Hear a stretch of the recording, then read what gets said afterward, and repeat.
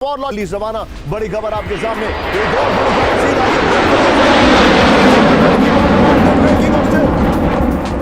खबर स्ट्रेट के नजदीक उड़े यूएस बॉम्बर। ये देखिए स्टिल रिलीज किया गया है अमेरिकी बॉम्बर्स की air refuelling. KC-135 strato tanker से एयर रिफ्यूलिंग। बड़ी खबर आ रही है, एक और बड़ी खबर। सीधा ये ब्रेक करिए, ईरान ने बंद किया अपना एयर स्पेस। ब्रेक करिए, फुल स्क्रीन ब्रेकिंग।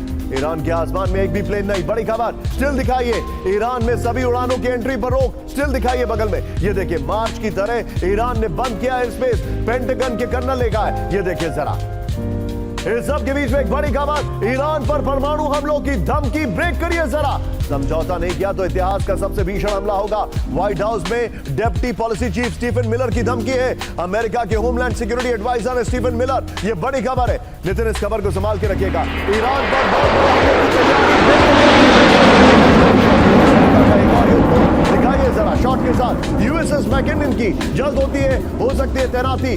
अमेरिका की नेशनल इंटरेस्ट वेबसाइट का यह दावा है। सीधा ये फ्लोर पर पहले वाली ब्रेकिंग और शॉट बगल में दिखाइएगा। ये इस वक्त की बड़ी खबर मैं आपको दिखा रहा हूं। ये देखिए इस वक्त की बड़ी खबर जो हमारे सामने आ रही है। ब्रेक करिए जरा यहां पर। अब जो डिटेलिंग आ रही है, ये देखिए जरा। ईरान की ओर यूएसएस मैकिन्सन, ये जानकारी आ रही है।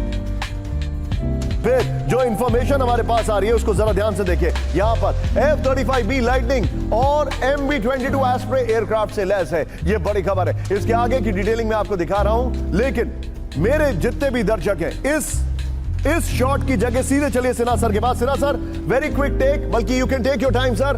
क्या अमेरिका ईरान पर हमला करने वाला है? हमारी और आपकी 4 दिन पहले बात हुई, उसके बाद ट्रंप ने कहा कि मैं करने वाला था लेकिन रुक गया। क्या यह बातचीत जो नेतन्याहू से हुई इसके बाद हमला होगा? मेरा तो अनुमान यही कहता है निशांत जी, 99.9% अमेरिका नहीं करेगा, 0.1%। क्योंकि यदि आप देखिएगा ये टोटल फेलियर है। आप 42 दिखा रहे हैं मीडिया, एक्चुअली 44 एयरक्राफ्ट 40 दिन उन्होंने लूज किया है।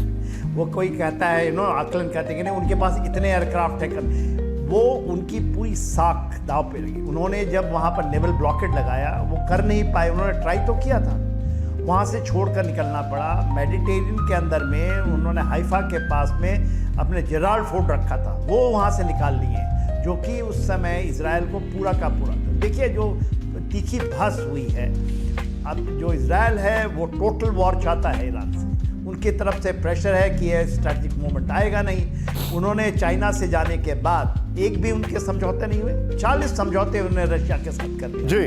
रशिया आज के दिन में न्यूक्लियर ड्रिल कर रहा है बेलारूस के साथ में। तो यदि आप इसको सही ढंग से पकड़ें, और देखिए ईरान के अंदर में कह रहे हैं कि कुछ चीज़ें हैं, CIA है और मोसाद है, ये लगे हुए हैं कि वहाँ पर इंटरनली सेम वही क्रिएट करें जो उन्होंने पहले किया था 28 फरवरी के आसपास। मगर उनके हाथों से चीज़ें निकल गई, वो कर नहीं पाएंगे। और आपने ही बताया 91 कमर्शियल शिप को उन्होंने इंटरसेप्ट किया था, जो नेवल ब्लॉकेट। 31 तो इंडोनेशिया पहुंच चुके हैं ईरानियन जो शिप हैं। तो लीकेजेस इतनी ज़्यादा है। और देखिए अभी आपने देखा ही था, अब्बास अरागची आए हुए थे भारत। उन्होंने कहा है कि हम उन देशों को अपने शिप को जाने देंगे जो कि अमेरिका के साथ में नहीं है। तो ये स्टेट ऑफ हार्मोज में, और उन्होंने अमेरिका को भी मेरे अनुसार है वो परमिट करेंगे यदि डोनाल्ड ट्रंप को फेस ऑफ है, जो जिस तरह से वो निकलना चाहते हैं इससे किसी तरह निकल जाएं। अदरवाइज जो क्यूबा में अभी करना चाह रहे हैं ना, उस लिंकेजेस की सेविंग कर लेंगे वहाँ फेस। वो आपको जब आप आगे पूछिएगा मेरे अनुसार, and I'm coming to you for that, Sinha sir. I may be wrong. I'm coming to you for